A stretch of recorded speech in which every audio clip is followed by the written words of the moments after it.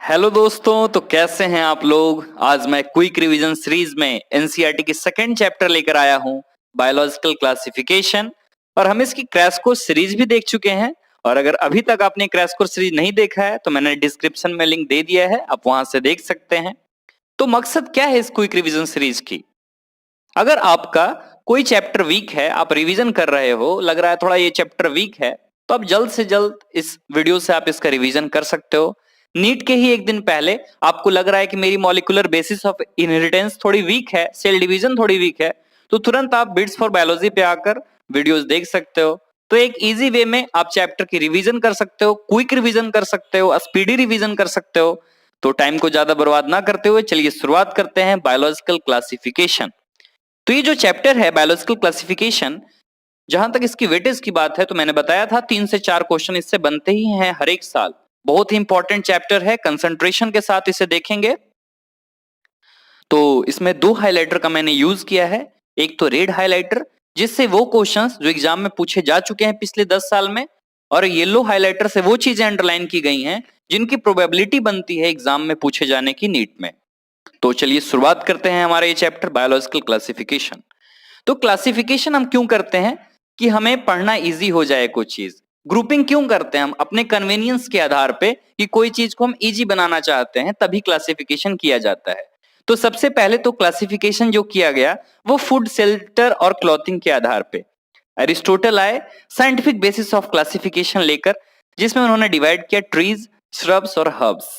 इसके बाद उन्होंने 2 ग्रुप में डिवाइड किया एनिमल को। जिनके पास रेड ब्लड होते हैं उनको इनेमा कहा, जिनके पास नहीं होते उनको एनेमा कहा। इसके बाद लिनियस का क्लासिफिकेशन आया। लिनियस को तो आप जानते ही हैं, फादर ऑफ टैक्सोनॉमी बोला जाता है। इनकी जो क्लासिफिकेशन आई 2 किंगडम क्लासिफिकेशन, इसमें इन्होंने प्लांट और एनिमल 2 पार्ट में किंगडम को डिवाइड किया।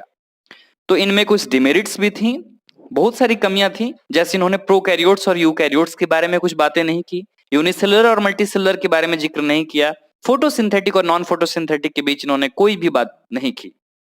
ये इंपॉर्टेंट है, आप ध्यान देंगे, क्वेश्चन की प्रोबेबिलिटी बनती है यहां से। आगे अगर देखें तो ये सब पॉइंट से तो कोई क्वेश्चन बन ही नहीं सकते। क्लासिफिकेशन के बारे में बताया है कि जैसे जैसे हमारा क्लासिफिकेशन चेंज होगा, जैसे जैसे लोगों की अंडरस्टैंडिंग लेवल बढ़ेगी, तो इसमें कुछ चेंजेस किए जा सकते हैं क्लासिफिकेशन में।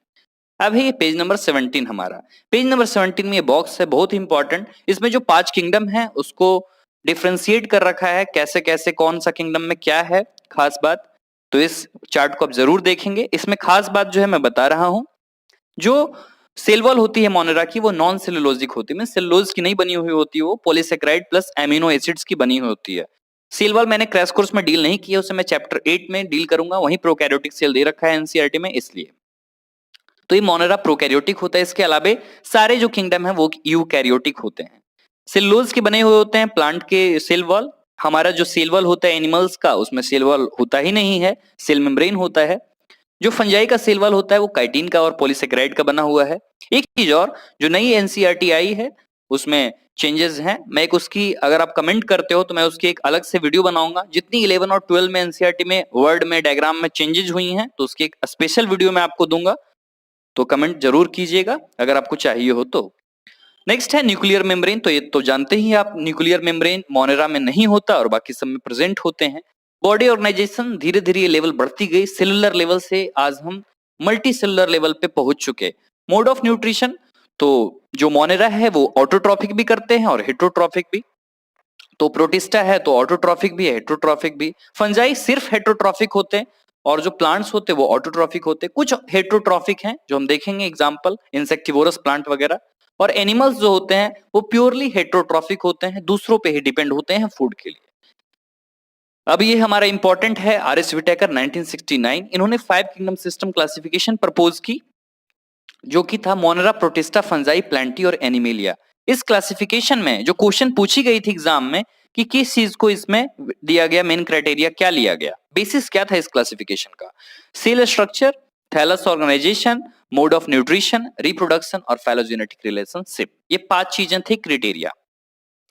तो ये चीजें थोड़ी ज्यादा हाईलाइट हो गई हैं रेड से, अगली बार कोशिश करूंगा लाइट कलर से इसे हाईलाइट करूं, तो इसके लिए सॉरी। आगे हम देखें अगर, तो इससे तो कोई क्वेश्चन नहीं बनता। इसमें जो पैराग्राफ है इसमें सिर्फ डिटेल है कि कैसे क्या क्लासिफिकेशन हुआ था। आज तक इससे पूछे नहीं गए, पूछे भी नहीं जा सकते। ये तो आप जानते ही हैं कि अगला जो प्लांट किंगडम है उसमें हम एल्गी से लेके एंजियोस्पर्म तक पढ़ेंगे, यही सब इसमें बता रखा है। आगे जो क्वेश्चंस पूछे गए हैं वो है kingdom Protista has brought together Chlamydomonas and Chlorella. Kingdom Protista में ही अब पढ़ते हैं हम क्लेमिडोमोनास और क्लोरेला को। पहले इसे रखा गया था अलग, एल्गी में इसे प्लेस किया गया था क्योंकि इसके बाद सेल वॉल वगैरह होते थे। अब जो क्वेश्चंस यहाँ पे पूछी गई, और फाइलोजेनेटिक का मतलब क्या होता है, इवोल्यूशनरी रिलेशनशिप पे जो स्टडी की जाती है उसको हम फिलोजेनी बोलते हैं। नेक्स्ट है, स्टार्ट करते हैं किंगडम मोनेरा। किंगडम मोनेरा में जो सबसे पहली लाइन है बहुत important, bacteria are the sole members of the kingdom Monera. मैंने क्रैश कोर्स में भी पहले बताया था आपको कि मोनेरा में जो आता है वो बैक्टीरिया बन जाता है। तो ये वही बात है, बैक्टीरिया दुनिया में हर जगह है। ये इंपॉर्टेंट है कि बैक्टीरिया को 4 शेप में डिवाइड किया गया है on the basis of different shapes. ये पहला है, ये जो पहला डायग्राम आप देख रहे हैं, स्फेरिकल कोकस है, रॉड शेप्ड बैसिलस है, स्पाइरल स्पाइरलम है और कॉमा शेप्ड विब्रियो है। चारों डायग्राम बिल्कुल अच्छे से देखें। आगे बढ़ते हैं हम पेज नंबर 19 में। पहली लाइन बहुत important, bacterial structure is very simple but they are very complex in behaviour. ये लाइन डायरेक्ट आ सकती है, which one of the following is correct या इनकरेक्ट पूछे जाते हैं उसमें ये लाइन डाली जा सकती है। नेक्स्ट है, bacteria as groups show the most extensive metabolic diversity. Question आया हुआ है कि कौन सा kingdom as a group show most extensive metabolic diversity, तो बैक्टीरिया मींस किंगडम मोनेरा। इसमें कुछ ऑटोट्रॉफिक हेटेरोट्रॉफिक का डेफिनेशन लिख रखा है जो हमारे लिए इंपॉर्टेंट नहीं है। अब आती है आर्कीबैक्टीरिया। आप देख रहे होंगे पूरी लाइन ही हाईलाइट है इसकी। ऐसा कोई भी साल ही शायद बचा होगा, कोई भी ईयर ऐसा नहीं होगा जिसमें आर्कीबैक्टीरिया से क्वेश्चन पूछे गए। आप पूरी मोनेरा के वेटेज ले लो और आर्कीबैक्टीरिया की वेटेज अकेले ले लो, बराबर पड़ती है लगभग। इससे जो क्वेश्चन पूछे जाते हैं हर साल कि मोस्ट हार्श हैबिटाट में कौन से होते हैं, तो आर्कीबैक्टीरिया। डीप सी वाटर में कौन होते, तो आर्कीबैक्टीरिया। सॉल्टी एरियाज में कौन होते, तो आर्कीबैक्टीरिया। मेथेनोजेंस किस में आते हैं, तो आर्कीबैक्टीरिया। ये पूरी की पूरी पैराग्राफ इसमें इंपॉर्टेंट है। इसमें 3 चीजें आती हैं, हेलोफाइल्स, थर्मोएसिडोफाइल्स और मेथेनोजेंस। आर्कीबैक्टीरिया एक नॉर्मल बैक्टीरिया से डिफर किस चीज में करते हैं, सेल वॉल स्ट्रक्चर या सेल मेम्ब्रेन के स्ट्रक्चर में, क्योंकि एक्सट्रीम कंडीशन में इसलिए सर्वाइव कर पाते हैं। मेथेनोजेंस जो होते हैं वो किसी भी रूमिनेंट एनिमल्स जैसे कोई भी कैटल्स वगैरह हैं, काउस हैं, बफेलो है, तो इसके ये गट में होते हैं मेथेनोजेंस। मेथेनोजेंस का यूज किस लिए किया जाता है, मीथेन के प्रोडक्शन में। ये चीज थी हमारी आर्कीबैक्टीरिया, बहुत इंपॉर्टेंट, इसको जरूर देखेंगे अच्छे से। नेक्स्ट है यू बैक्टीरिया। यू बैक्टीरिया को ट्रू बैक्टीरिया बोलते हैं, क्वेश्चन आया हुआ है। नेक्स्ट है साइनोबैक्टीरिया को ब्लू ग्रीन एल्गी भी बोलते हैं। इसके 2 टाइप हैं, एक तो फोटोसिंथेटिक ऑटोट्रॉफ्स और एक केमोसिंथेटिक ऑटोट्रॉफ। तो फोटोसिंथेटिक में तो ये आप देखते ही हैं, नॉस्टोक एनावेना वगैरह आती है। इसमें सराउंडेड बाय जिलाटिनियस सीड। ये जो सीड आप देख रहे हैं, ये जो डायग्राम देख रहे हैं, इसमें जो सीड है साइड में, ये म्यूसिलेज की बनी हुई होती है जिसको जिलाटिनियस सीड भी बोलते हैं। जो वाटर ब्लूम जानते हैं आप, पॉल्यूटेड वाटर बॉडीज में होती हैं।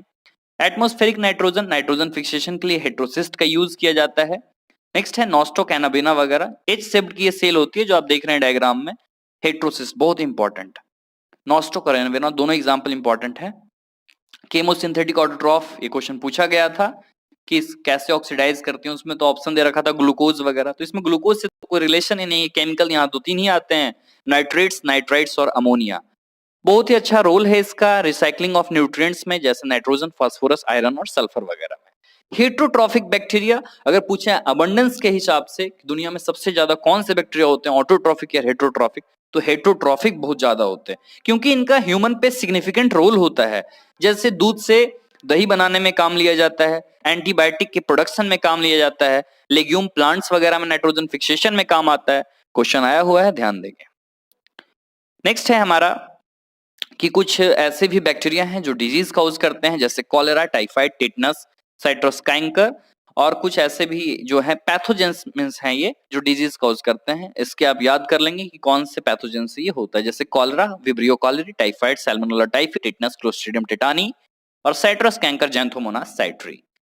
नेक्स्ट है हमारा बैक्टीरिया फिजन से रिप्रोड्यूस करता है, अगर अनफेवरेबल कंडीशन हो तो स्पोर से, और अगर फेवरेबल कंडीशन या सेक्सुअल रिप्रोडक्शन कर रहा है तो डीएनए का ट्रांसफर होगा एक बैक्टीरिया से दूसरे बैक्टीरिया में। माइकोप्लाज्मा बहुत ही इंपॉर्टेंट, इस साल भी क्वेश्चन पूछा गया था इस पे। माइकोप्लाज्मा एक ऐसे ऑर्गेनिज्म होते हैं जिनमें सेल वॉल नहीं होती। स्मॉलेस्ट लिविंग सेल है, आप जानते ही इनके बारे में, PPLO, can survive without oxygen. Mini mycoplasma और pathogenic in animals and plant. Direct ये लाइन नोट कराई थी कि एनिमल्स और प्लांट्स दोनों को डिजीज नुकसान पहुंचाते हैं माइकोप्लाज्मा। अब है हमारा ये किंगडम प्रोटिस्टा। किंगडम प्रोटिस्टा की एक लाइन सबसे गजब की है, जो वो सिंगल सेल्ड यूकैरियोट्स जो है वो प्रोटिस्टा में आते हैं। अगर यूनिसेलुलर यूकैरियोट्स अगर कोई भी हैं तो प्रोटिस्टा में ही आएंगे। इसमें 5 चीजें हमें पढ़नी होती हैं: क्राइसोफाइट्स, डायनोफ्लैजिलेट्स, इग्लिनोइड्स, स्लाइमोल्ड्स और प्रोटोजोआंस। ये 5 चीजें प्रोटिस्टा में आती हैं। मेंबर्स ऑफ जो प्रोटिस्टा एक्वेटिक ही होते हैं, प्राइमरी एक्वेटिक। ये किंगडम की खास बात, इसमें प्लांट, एनिमल और फंजाई तीनों से आपको लिंक देखने को मिलेगा। जैसे स्लाइम मोल्ड देख लो आप, इसमें फंजाई से लिंक मिलती है। नेक्स्ट तो ये तो जानते ही मेम्ब्रेन बॉन्ड ऑर्गेनल्स प्रेजेंट होंगे क्योंकि ये यूकैरियोट्स हैं। क्राइसोफाइट्स, अगर पूरी वेटेज की बात करें, जो 5 हम इसमें पढ़ेंगे, तो सबसे ज्यादा वेटेज क्राइसोफाइट्स की ही है। क्राइसोफाइट्स में हर एक लाइन से क्वेश्चन पूछी गई है। क्राइसोफाइट्स में 2 पार्ट आते हैं, एक तो डाइटम्स और एक गोल्डन एल्गी, जिन्हें डेस्मिड्स बोला जाता है। ये होते कहाँ हैं? ये फ्रेश और मेराइन वाटर में होते हैं, माइक्रोस्कोपिक होते हैं, छोटे छोटे, और वाटर करंट में ये पैसिवली फ्लो करते हैं। मींस हवा के जो झोंके होते हैं वही इनको फ्लोट करवाती है, प्लैंक्टॉन्स की तरह, जो जू प्लैंक्टॉन्स या फाइटोप्लैंक्टॉन्स होते हैं। नेक्स्ट है, ज्यादातर ये फोटोसिंथेटिक होते हैं। नेक्स्ट है, इसमें जो साबुन की जो डब्बा होता है उसकी ही तरह इसमें सेल वॉल के 2-3 ओवरलैपिंग सेल होते हैं, जो साबुन के डब्बे की तरह फिट बैठ जाती हैं डायटम्स में। इसमें सिलिका डिपॉजिट होता है जो कि इनडिस्ट्रक्टिबल होता है। ऑप्शन में था डिस्ट्रक्टेबल, तो जी नहीं, ये इनडिस्ट्रक्टिबल होता है, इसको कभी तोड़ा ही नहीं जा सकता। इसके जो सेल वॉल होते हैं वही जब लंबे समय तक जमे हो जाते हैं तो वही बनते हैं डायटोमेसियस अर्थ। एक टाइप का सॉइल होता है जिसका हम यूज पॉलिशिंग में, फिल्ट्रेशन ऑफ ऑयल में और सिरप्स में। लाइन बहुत इंपॉर्टेंट है, मैं हाईलाइट करना भूल गया इसे, very very important line. Diatoms are the chief producers in the oceans. अगर पूरी ओशियन में सबसे ज्यादा ऑर्गेनिक जो बनता है वो डाइटम्स से ही बनता है फूड। तो ये हमारा ये पूरा पार्ट कंप्लीट हुआ यहाँ तक, क्राइसोफाइट्स तक। अब हम आते हैं डायनोफ्लैजिलेट्स में। जो नई एनसीईआरटी है उसमें डायनोफ्लैजिलेट्स के डायग्राम बने हुए हैं, स्लाइमोल्ड्स के डायग्राम बने हुए हैं। नई एनसीईआरटी पे जल्दी ही मैं वीडियो बनाऊंगा। नेक्स्ट है, डायनोफ्लैजिलेट्स मेराइन और फोटोसिंथेटिक होते हैं। आपने क्राइसोफाइट्स भी देखा, वो भी फोटोसिंथेटिक। इसमें कलर्स वगैरह, पिगमेंट, जो पिगमेंट प्रेजेंट होगी उस तरह के इसमें कलर होते हैं। स्टीफ सेलुलोज प्लेट्स होती है आउटर सरफेस पे। 2 फ्लैजला होते हैं, एक तो लॉन्गिट्यूडनल और एक ट्रांसवर्स। एक वॉल प्लेट के बीच में फरो होती है, होल होती है, उसके बीच में ये फ्लैजला प्रेजेंट होती है। इसमें नेक्स्ट है रेड डायनोफ्लैजिलेट्स गोनियोलॉग्स। इसका मल्टीप्लिकेशन इतना फास्ट होता है कि पूरा जो सी है वो रेड दिखाई देने लगता है, इसलिए इसको रेड टाइड बोलते हैं। इससे टॉक्सिन्स रिलीज होते हैं जिससे फिशेस वगैरह समुद्र में मर जाती हैं, मेराइन एनिमल्स। नेक्स्ट हमारा इग्लिनोइड्स। इग्लिनोइड्स जनरली इग्लिना फ्रेश वाटर में ही होते हैं। सेल वॉल इनके पास नहीं होता, सेल वॉल की जगह इनके पास एक प्रोटीन का लेयर होता है जिसको हम बोलते हैं पेलिकल, जिसलिए बॉडी इनका फ्लेक्सिबल होता है। इनके पास 2 फ्लैजला होते हैं, छोटे एक लंबे। फोटोसिंथेटिक और हेट्रोट्रॉफिक दोनों होते हैं। ये खास बात इसकी है कि ये mixotrophic mode of nutrition show out करते हैं। मींस फोटोसिंथेटिक अगर सनलाइट दोगे तो फोटोसिंथेटिक है, अगर सनलाइट नहीं है तो ये हेट्रोट्रॉफिक है। इनमें जो पिगमेंट्स होती हैं वो हायर प्लांट्स के ही जैसे पिगमेंट हैं। तो ये हमारा खत्म हुआ इग्लिनोइड्स। अब है स्लाइमोड्स। स्लाइमोड्स सेप्रोफाइटिक होते हैं, मींस एज ए हेट्रोट्रॉफिक ही ये प्रेजेंट्स रहेंगे। बॉडी जो होती है इनकी अगर सुटेबल कंडीशन है तो प्लाज्मोडियम। एक तो प्लाज्मोडियम आप पढ़ते हैं स्पोरोजोअन्स में, जो मलेरिया वाली, और इसमें भी प्लाज्मोडियम होती है। प्लाज्मोडियम और उसमें क्या डिफरेंस है क्रैश कोर्स में बताया है मैंने। नेक्स्ट है, अनफेवरेबल कंडीशन में ये प्लाज्मोडियम डिफरेंशिएट होती है, स्पोर्स इसके टिप पे होते हैं। जो स्पोर्स होती है इनके पास ट्रू वॉल होते हैं, फॉल्स वॉल नहीं होती, इनके पास ट्रू वॉल होते हैं। एक्सट्रीमली रेसिस्टेंट होते हैं, बहुत सारे एडवर्स कंडीशन में भी ये सर्वाइव कर जाते हैं। नेक्स्ट है, स्पोर्स जो डिस्पर्स होती हैं वो एयर करंट से, वाटर करंट से ये चीजें नहीं होती, एयर करंट से वो स्पोर डिस्पर्स होगी। नेक्स्ट है प्रोटोजोअन्स। प्रिमिटिव रिलेटिव रहे किसी भी एनिमल के, 4 ग्रुप हैं इसके। पहला है अमीबॉइड प्रोटोजोअन। अमीबॉइड प्रोटोजोअन में इंटा अमीबा एग्जांपल आता है, इसमें स्यूडोपोडिया फॉस्फेट का यूज होगा। नेक्स्ट है फ्लैजलेटेड प्रोटोजोअन्स, इसका एग्जांपल है ट्रिपेनोसोमा, जिससे होता है स्लीपिंग सिकनेस। नेक्स्ट है सिलेटेड प्रोटोजोअन्स, जिसमें सीलिया वगैरह हजारों सीलिया प्रेजेंट होते हैं, और ये उतना खास है नहीं, इसमें पैरामीशियम एग्जांपल आएगा सिर्फ। नेक्स्ट है स्पोरोजोअन्स, जिसका एग्जांपल है प्लाज्मोडियम मलेरियल पैरासाइट, जो कि एक स्टैगरिंग इफेक्ट है किसी भी ह्यूमन पॉपुलेशन पे। इन्फेक्शियस स्पोर लाइक स्टेज होता है इसमें। किंगडम फंजाई तो हेट्रोट्रॉफ तो होता ही, आप जानते ही हैं। नेक्स्ट है कि ग्रेट डाइवर्सिटी मॉर्फोलॉजी और हैबिटाट में ये होता है। आगे है कि यूनिसेलुलर फंजाई आप जानते ही हैं, एस्ट और पेनिसिलियम वगैरह का जो यूज होता है, बनता है, वो एंटीबायोटिक। पेनिसिलियम जो फंगस थी, इससे ही एंटीबायोटिक बनाई गई थी पहली। नेक्स्ट है माइसेलियम क्या होता है, तो नेटवर्क ऑफ जो हाइफी होती है उसको माइसेलियम बोलते हैं। एक सिनोसाइटिक हाइफी होता है बहुत ही इंपॉर्टेंट, जिसमें मल्टी न्यूक्लिएटेड साइटोप्लाज्म होती है, एक ट्यूब होती है कंटिन्यू, अब मैंने बताया है क्रैश कोर्स में तो वहां देख लेंगे आप, सिनोसाइटिक हाइफी। नेक्स्ट है जो सेल वॉल होती है फंजाई की, वो काइटिन और पॉलीसेकेराइड की बनी हुई होती है, बहुत इंपॉर्टेंट, बहुत बार पूछा गया है। इसके टाइप होते हैं सैप्रोफाइट भी हो सकते हैं, पैरासाइट्स भी, सिम्बायोन्ट्स भी। सिम्बायोन्ट इंपॉर्टेंट है हमारा लाइकेन और माइकोराइजा। अगर एल्गी और फंजाई की एसोसिएशन चल रही है तो लाइकेन है, अगर फंजाई और रूट्स ऑफ हायर प्लांट्स की चल रही है तो वो माइकोराइजा है। Myco means fungus, rhiza means roots. Reproduction जो फंजाई में है वो वेजिटेटिव से फ्रेगमेंटेशन, फिजन और बडिंग में होती है। एसेक्सुअल रिप्रोडक्शन के जो स्पोर हैं वो कॉनिडिया है, स्पोरेंजियोस्पोर है और जूओस्पोर है। सेक्सुअल रिप्रोडक्शन में ooस्पोर, एस्कोस्पोर और बेसिडियोस्पोर है। जो वेरियस स्पोर्स हैं जो किसी स्ट्रक्चर में बनते हैं उन स्ट्रक्चर को फ्रूटिंग बॉडी बोला जाता है, जैसे बेसिडियोकार्प, एस्कोकार्प, ये सब। इसमें 3 स्टेप्स होते हैं, प्लाज्मोगैमी, कैरियोगैमी और फिर लास्ट में मियोसिस होता है, जिससे हैप्लॉइड स्पोर बनते हैं। अगर जो फंगस में डाइकैरियोटिक स्टेज होता है, जो डाइकैरियोफेज या डाइकैरियोन, अगर ऐसा होता है तो एस्कोमाइसिटीज और बेसिडियोमाइसिटीज में ही ऐसा देखा गया है। आगे है जो फंजाई का 3 क्लासिफिकेशन है, फंजाई के जो 4 बेसिस में डिवाइड किए गए क्लासेस हैं, किस बेसिस पे डिवाइड है। पहला, मॉर्फोलॉजी कैसा है माइसीलियम का, एसेप्टेट है या सेप्टेट है, ब्रांच्ड है, इस बेसिस पे। Mode of spore formation, next है फ्रूटिंग बॉडी, इसके ही बेसिस पे क्लासिफिकेशन की गई है। एनसीईआरटी का आप डायग्राम अच्छे से देख लें। फाइकोमाइसिटीज, इसे एल्गल फंजाई भी बोला जाता है। ये जनरली एसेप्टेट और सिनोसाइटिक होते हैं। सिनोसाइटिक का सिंपल सा मतलब है जब मल्टी न्यूक्लिएटेड चीजें हो तो उसको सिनोसाइटिक बोलेंगे। एसेक्सुअल रिप्रोडक्शन, ये मोटाइल और नॉन मोटाइल दोनों होता है। मोटाइल है तो जूओस्पोर है और नॉन मोटाइल है तो एप्लेनोस्पोर है। इंडोजेनसली प्रोड्यूस होता है, हम इसी में बार बार कंफ्यूज करते हैं इंडोजेनसली एक्सोजेनसली, तो सिर्फ फाइकोमाइसिटीज है इंडोजेनसली, बाकी सब हैं एक्सोजेनसली, ये चीज आप याद रखें। आइसोगैमस भी होता है। आइसोगैमस मींस अगर मॉर्फोलॉजिकली सिमिलर हैं गैमेट्स तो इन्हों आइसोगैमस, अगर डिसिमिलर हैं तो एनिसो या ऊगैमस। नेक्स्ट है एग्जांपल इसके म्यूकर, राइजोपस और एल्बुगो। मरा याद रख सकते हैं आप, MRA, म्यूकर, राइजोपस और एल्बुगो। राइजोपस ब्रेड मोल्ड बोलते हैं, एल्बुगो जो मस्टर्ड पे व्हाइट व्हाइट स्पॉट होते हैं पैरासिटिक फंगस की, एल्बुगो ये हुआ। नेक्स्ट है एस्कोमाइसिटीज, इन्हें सैक फंजाई बोला जाता है। ये जनरली मल्टीसेलर होते हैं, लेकिन इसका एक एक्सेप्शनल केस है यूनिसेलर जो कि ईस्ट है, जिसे साइक्रोमाइसिस साइंटिफिक नेम है। कॉप्रोफिलस होता है, ये डंग गोबर पे होता है, ये जिन्हें डंग लवर बोलते हैं, कॉप्रोफिलस।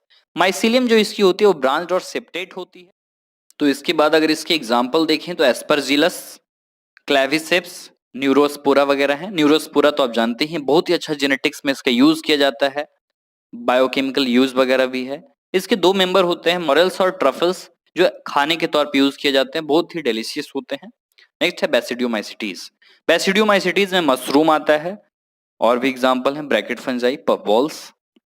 रस्ट और स्मट जैसे पैरासाइट डिजीज कॉज करते हैं प्लांट वगैरह में। माइसिलियम ब्रांच्ड और सेप्टेट होती है। एसेक्सुअल स्पोर इसमें नहीं होते, लेकिन हाँ फ्रेगमेंटेशन से होती है ये रिप्रोडक्शन। 6 ऑर्गन भी इसमें एब्सेंट होते हैं। 2 वेजिटेटिव या सोमैटिक सेल्स होते हैं अलग स्ट्रेन के, जो प्लाज्मोगैमी करते हैं। नेक्स्ट है कैरियोगैमी और मियोसिस, जो होती है वो 4 बेसिडियोस्पोर्स पैदा करते हैं। जो बेसिडियोस्पोर्स होते हैं वो एक्सोजेनसली, आपने देखा है सिर्फ फाइकोमाइसिटीज जो है वहां पे आप याद रखेंगे एंडोजेनसली, बाकी सब है एक्सोजेनसली। बेसिडियोकार्प जो कि फ्रूटिंग बॉडी है। एग्जांपल है इसके, आज मैं यूपी जाऊंगा, एगेरिकस फॉर आज, U means Ustilago, UP Ustilago और Puccinia. Ustilago means smut, Puccinia means rust और फंगस। ड्यूटेरोमाइसिटीज इम्परफेक्ट फंजाई बोलते हैं, क्योंकि इसमें सिर्फ एसेक्सुअल और वेजिटेटिव फेज ही पता है आज तक, सेक्सुअल फॉर्म इसमें पता नहीं है। अगर सेक्सुअल फेजेस अगर इसमें पता चलती हैं तो हम इन्हें एस्कोमाइसिटीज और बेसिडियोमाइसिटीज में भेज देंगे। इसके एग्जांपल हैं अल्टरनेरिया, कोलेटोट्रिकम और ट्राइकोडर्मा। इसकी काफी यूज भी हैं, डिकम्पोज करने में लीटर और मिनरल साइक्लिंग में भी इनका हेल्प है। सेप्रोफाइटिक और पैरासिटिक होते हैं, आप तो जानती हैं ट्राइकोडर्मा से रिंगवर्म वगैरह होती है, फंगल डिजीज है। नेक्स्ट है प्लांटी। प्लांटी तो हम अलग प्लांट किंगडम ही पढ़ेंगे, और नेक्स्ट है नीचे एनिमल किंगडम। तो पहले प्लांटी के बारे में कि यूकैरियोटिक क्लोरोफिल कंटेनिंग होती है। इसमें कुछ हेटरोट्रॉफिक हैं, जैसा कि मैंने शुरू में बताया था कि इंसेक्टिवोरस प्लांट होते हैं, नाम आपको याद रखने हैं। ब्लैडरवॉर्ट, वेनस फ्लाई ट्रैप जैसे इंसेक्टिवोरस प्लांट हैं, कैस्कटा जो कि एक पैरासाइट है। इसमें सेल वॉल तो सिलोज की बनी हुई होती है, जानते ही हैं। इसमें कुछ चीजें याद रखनी अल्टरनेशन ऑफ जनरेशन में, कि जो लेंथ होती है हैप्लॉइड और डिप्लॉइड फेज की, वो लेंथ, और वो चाहे लिविंग है या किसी पे डिपेंडेंट है, तो वो चीजें तो ये डिफर करती हैं किसी भी प्लांट में, तो इसको ही अल्टरनेशन ऑफ जनरेशन बोलते हैं। ये चीजें आपको समझ में आएंगी प्लांट किंगडम में, अल्टरनेशन ऑफ जनरेशन। नेक्स्ट है एनिमल किंगडम। इसमें बात करते हैं कि या तो आप जानते हैं इसके बारे में, ज्यादातर हेटेरोट्रॉफिक और यूकैरियोटिक होते हैं। ये फूड रिजर्व करते हैं ग्लाइकोजेन के फॉर्म में या फैट के फॉर्म में। इनके पास इलाबोरेट सेंसरी और न्यूरोमोटर मैकेनिज्म होता है हायर फॉर्म्स के पास, जैसे हम लोग जो हैं लोकोमोशन करते ही हैं हम, तो ये चीजें कही गई। लास्ट हमारा इंपॉर्टेंट टॉपिक है वायरसेस, वायरॉइड्स और लाइकेंस। 5 किंगडम क्लासिफिकेशन में विटेकर ने इन्हें जगह नहीं दी, क्योंकि ये एसेल्युलर ऑर्गेनिज्म थे। ये अंदर अगर किसी में जा रहे हैं तो लिविंग है होस्ट में, बाहर हैं तो नॉन लिविंग, इसलिए इन्हें जगह भी बिल्कुल नहीं मिली, नादान है बेचारे ये। तो इसमें बात करते हैं कि वायरसेस को जगह नहीं मिली, इसके बारे में कुछ ऐसे स्ट्रक्चर की इनर्ट क्रिस्टलाइन स्ट्रक्चर होते हैं किसी भी सेल के बाहर में, और जैसे ही सेल के मैसेनरी को ये फॉलो करते हैं तो कील करते हैं धीरे धीरे होस्ट को, और उस पे ये अपना रहना बसना गुजार लेते हैं। इसमें बात है टोबैको मोजाइक वायरस और बैक्टीरियोफेज की डायग्राम। बैक्टीरियोफेज की तो डायग्राम पूछी जा चुकी है, लेबलिंग याद रखें, टोबैको मोजाइक वायरस के डायग्राम है ये भी याद रखें। नेक्स्ट अगर हम देखें तो जो वायरस नाम है जिसका मतलब होता है वेनम या पॉइजनस फ्लूइड, जहर, जो कि पास्चर ने दी थी। इवानोवस्की ने कहा था कि मोजाइक डिजीज ऑफ जो टोबैको होती है उसमें भी कुछ ऐसे माइक्रोब्स होते हैं जो वायरस ही होती है। ये बैक्टीरिया से बहुत छोटे होते हैं जो बैक्टीरियल प्रूफ फिल्टर से भी क्रॉस कर जाते हैं। इसके बाद है बेजरेनिक। बेजरेनिक ने कुछ फ्लूइड्स निकाले, उसको कहा उसने कि ये कॉन्टेजियम वाइवम फ्लूइडम है, मींस इन्फेक्शियस लिविंग फ्लूइड है। फिर आए साइंटिस्ट स्टेनली। स्टेनली ने कहा वायरस को क्रिस्टलाइज भी कर सकते हैं, इसके जो क्रिस्टल्स होते हैं उसमें प्रोटीन के बने हुए होते हैं। नेक्स्ट है viruses are obligate parasites, means 100% parasitic होते हैं, फैकल्टेटिव की कोई जगह नहीं। अगर हम इसमें बात करें तो वायरसेस के पास जो जेनेटिक मटेरियल होते हैं, चाहे तो आरएनए चाहे तो डीएनए, दोनों नहीं हो सकते। अगर प्लांट की बात करें तो प्लांट में सिंगल स्ट्रैंडेड आरएनए होता है, और एनिमल्स में कुछ भी हो सकता है, इस एक्सेप्शन है। जो एक्सेप्शन पूछे जाएंगे मैंने क्रैश कोर्स में बता दिया है। नेक्स्ट है बैक्टीरियल वायरसेस या बैक्टीरियोफेज, किन्हें कहते हैं? वैसे वायरस जो इन्फेक्ट करते हैं किसी बैक्टीरिया को, इनको बैक्टीरियोफेज बोला जाता है। ये जनरली डबल स्ट्रैंडेड डीएनए बोलते हैं इसे, वेरी वेरी इंपॉर्टेंट, कि बैक्टीरियोफेज का जो जेनेटिक मटेरियल है वो डबल स्ट्रैंडेड डीएनए है। नेक्स्ट है प्रोटीन कोट, कैप्सिड के बने हुए होते हैं, कैप्सोमेयर, जो कि न्यूक्लिक एसिड को प्रोटेक्ट करने में काम आते हैं। पूछे गए हैं क्वेश्चन। इसमें जो कैप्सोमेयर होती है, कैप्सोमेयर जैसा कि आप टोबैको मोजाइक वायरस में देख रहे हैं, ये हेलिकल और पॉलीहेड्रल फॉर्म में ये होती है, ये याद रखेंगे आप। वायरस जो डिजीज कॉज करते हैं उन्हें वायरल डिजीज बोलते हैं, जैसे कि मम्स, स्मॉल पॉक्स, हर्पीज और इन्फ्लुएंजा।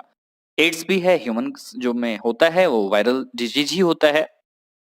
प्लांट्स में कुछ सिम्टम्स देखे गए, जैसे Mosaic formation, leaf rolling and curling, yellowing and when clearing, dwarfing and stunted growth. ये सब जो होते हैं प्लांट्स में सिम्टम्स हैं कुछ। ये हमारा यह टॉपिक है वायरॉइड्स। वायरॉइड्स में 1971 में टियोडीनर ने एक इन्फेक्शियस एजेंट को खोजा जो कि वायरस से भी छोटे थे, जो डिजीज कॉज करते थे, पोटैटो स्पिंडल ट्यूबर डिजीज। इसमें जो आलू होती है वो स्पिंडल शेप की हो जाती है। इसमें फ्री आरएनए होता है, इसमें प्रोटीन कोट नहीं होता, इसलिए हल्के होते हैं। RNA of viroid was of low molecular weight. ठीक है, इसमें यहीं पे बीच में टॉपिक है प्रायोन्स। प्रायोन्स में आपको दो चीजें याद रखनी है, दो डिजीजेस जो होती हैं, एक मैड काउ डिजीज होता है और एक जो ह्यूमन में डिजीज जो होता है, वो मैड काउ डिजीज को अगर ह्यूमन खाता है जिसको सीजेडी बोलते हैं, वो क्रैश कोर्स में मैंने बता दिया है, याद रखेंगे। सिर्फ दो डिजीज हैं ये। नेक्स्ट है लाइकेन। लाइकेन में जो सिम्बायोटिक एसोसिएशन होता है एल्गी और फंजाई के बीच, इसको ही लाइकेन बोलते हैं। लाइकेन में दो कंपोनेंट होते हैं, एक तो एल्गल कंपोनेंट और एक फंगल कंपोनेंट। एल्गल को फाइकोबायोन्ट, फंगल को माइकोबायोन्ट। तो ये ऑटोट्रॉफिक और हेटरोट्रॉफिक रेस्पेक्टिवली हम तो जानते ही हैं। एल्गी जो होती है वो फूड बनाती है तो ऑटोट्रॉफिक है, फंजाई खाती है तो हेटरोट्रॉफिक है, दूसरों पर डिपेंड रहती हैं। तो ये सब बातें थी इसके बारे में। आप नेचर में नहीं देख पाओगे लाइकेन को अकेले, दोनों रहते हैं तो साथ में ही रहते हैं, एल्गी और fungi. Lichens are very good pollution indicators, they don't grow in polluted areas, ये आप याद रखेंगे। तो हमारा ये quick revision series second chapter का यहीं पे खत्म हुआ। अगर आपको ये वीडियो अच्छा लगा हो तो कमेंट जरूर कीजिएगा और फेसबुक और व्हाट्सएप ग्रुप पे दोस्तों के साथ शेयर कीजिए। और अगर अभी तक आपने सब्सक्राइब नहीं किया है तो अब तो सब्सक्राइब करो यार। तो thanks for watching this video, have a nice day.